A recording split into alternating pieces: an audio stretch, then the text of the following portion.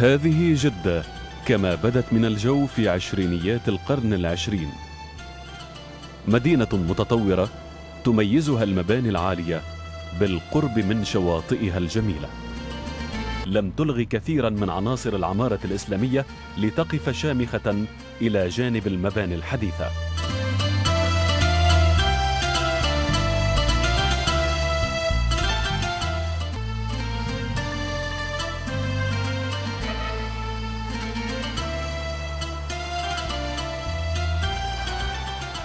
وما زالت بعض أزقة جدة القديمة تحتفظ بنكهتها المعمارية الأصيلة، سواء من حيث الشكل التقليدي للمباني أو من حيث الزخارف الخشبية والمشربيات والرواشين التي تتميز بها العمارة الحجازية. وهذه العمارة تعكس قيما وظروفا كثيرة، منها الطابع الديني والاجتماعي للمدينة من حيث الالتزام بالقيم والمعايير الإسلامية والتقاليد المحافظة وقيم الكرم والتكاتف الاجتماعي، فضلا عن مناخ المدينة وموقعها الجغرافي على البحر الأحمر. وهذه العناصر مجتمعة انعكست على تصميم المنازل وعلى التلاصق فيما بينها، بالإضافة إلى انعكاس الجانب البيئي على المواد التي بنيت منها هذه المنازل التاريخية. فنجد أهل جدة استخدموا في مبانيهم الصخور المرجانية من البحر والطين البحري ورواسب الشاطئ، كما بنوا الأسقف من مواد متوفرة في البيئة المحلية مثل الخشب وسعف النخل. وكانت بيوت جدة تتكون في العادة من 3 إلى 5 أدوار، وتغطي فتحاتها الرواشين الخشبية متفاوتة الأحجام التي تقوم بدور وظيفي لكسر حدة ضوء الشمس وستر حرمة البيت، كما تعكس في الوقت نفسه قيمة جمالية. وإذا كانت الزخارف التي نراها في هذا المبنى ذات غاية جمالية محضة، فإن نماذج أخرى تشير بوضوح إلى الوظيفة التي من أجلها ابتكرت هذه الزينة الخشبية. وتمتزج في رواشين هذا المبنى القيمتان الوظيفية والجمالية معا.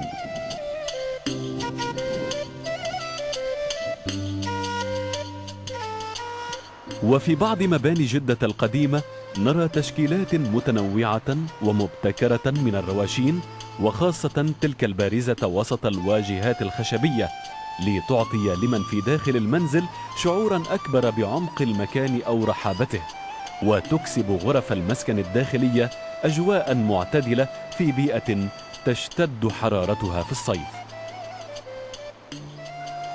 وتحفل بعض البيوت القديمة في مدينة جدة بأنماط فريدة من البوابات التاريخية الزخرفية.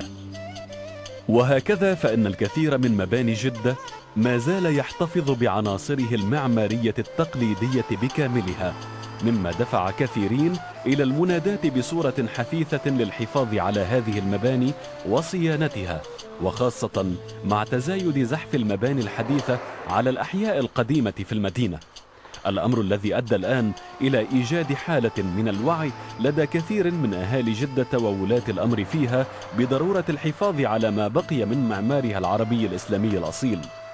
وقد تم بالفعل تشكيل فريق استشاري لإدارة مشروع سمي مشروع الملك عبد العزيز لتنمية المنطقة التاريخية في جدة وتطويرها. ويطالب المعماريون بضرورة وضع أسس ترميم وصيانة المباني التاريخية والأثرية وبث الحياة فيها من جديد لتكون جزءا من البنية الثقافية والاقتصادية الوطنية. فهذه المباني التاريخية والأثرية والمواقع المختلفة تعتبر شاهدا على فكر وثقافة وفلسفة حقبة مهمة من تاريخ المدينة.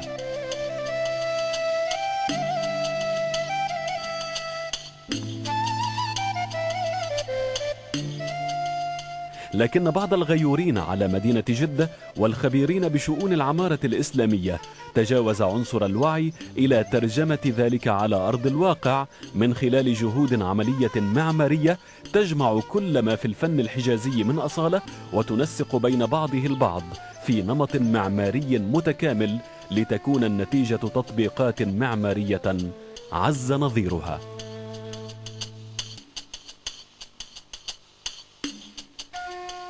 هذا المنزل في جدة يمثل خير تمثيل العمارة الحجازية من حيث تفاصيلها وأنماطها وتشكيلاتها وتداخلاتها مع الأنماط المعمارية الإسلامية الأخرى، فضلا عن تداخلاتها مع التقنيات الحديثة. ويجمع المنزل سواء في واجهاته الخارجية أو تفاصيله الداخلية مكونات نادرة تمثل ذروة ما وصلت إليه العمارة الحجازية من تقدم.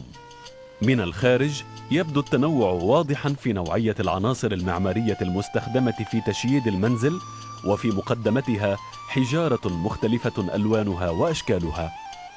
كما تزين واجهاته الرئيسية الرواشين الخشبية الضخمة التي تعتبر من أبرز مميزات العمارة الحجازية.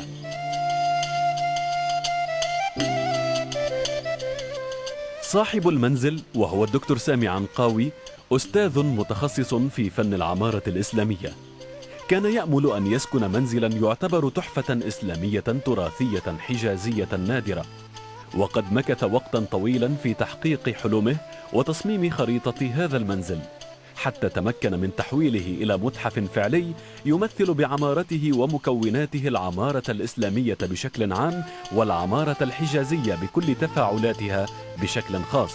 وقد جمع الدكتور عنقاوي عناصر كثيرة من منزله من بيوت تم هدمها في مكة المكرمة والمدينة المنورة. البيت فيه أجزاء، رغم أنها أجزاء يعني مستخدمة الآن، لكن في أجزاء عندي مستخدمة أخذتها من بعض البيوت القديمة، مو انتزعتها، لا، طريقة حفاظ. للأسف كثير من البيوت في مكة والمدينة، المئات بل الآلاف، هدمت لسبب أو لآخر، ده موضوع آخر يحتاج له نقاش.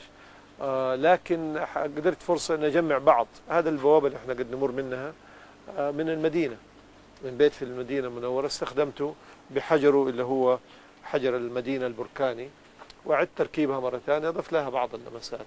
في قطع في البيت قديمة، لكن البيت مبني جديد على أسس وأصول الموروثة، مو تقليدا ولا اتباعا، يمكن محاكاة على أحسن تقدير.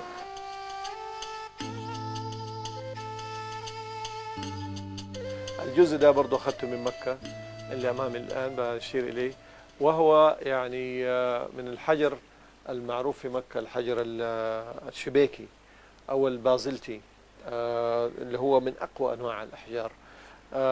طبعا أنا طعمته بالنسبة لي لجدة هنا، استخدمت المنقبي في البيت، وموجود فعلا في البيت عندي أنواع الحجر المستخدمة.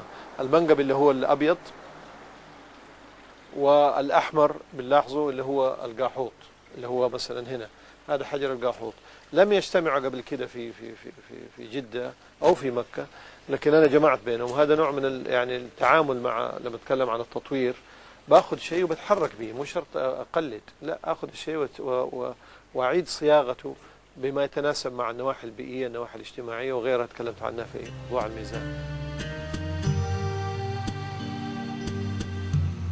وإلى جانب الحجارة كثيرا ما نرى تشكيلات من الجص المزخرف بأشكال نباتية وغيرها على واجهات المنزل.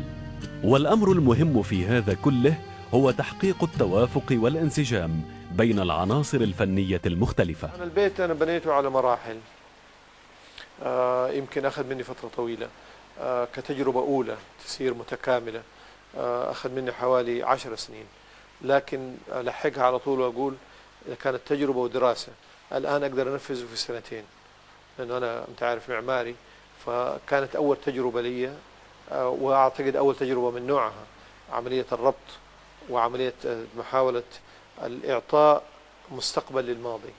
ده اللي بحاول أسوي فيه كثير من الأشياء في الماضي، وبنخليه يستمر لاتجاه المستقبل، أدرسه، أتعلم منه، وأخذ منه معطياته، وبعد كده أتحرك به، أشوف متطلبات الحاضر إيه هي وأتحرك بها.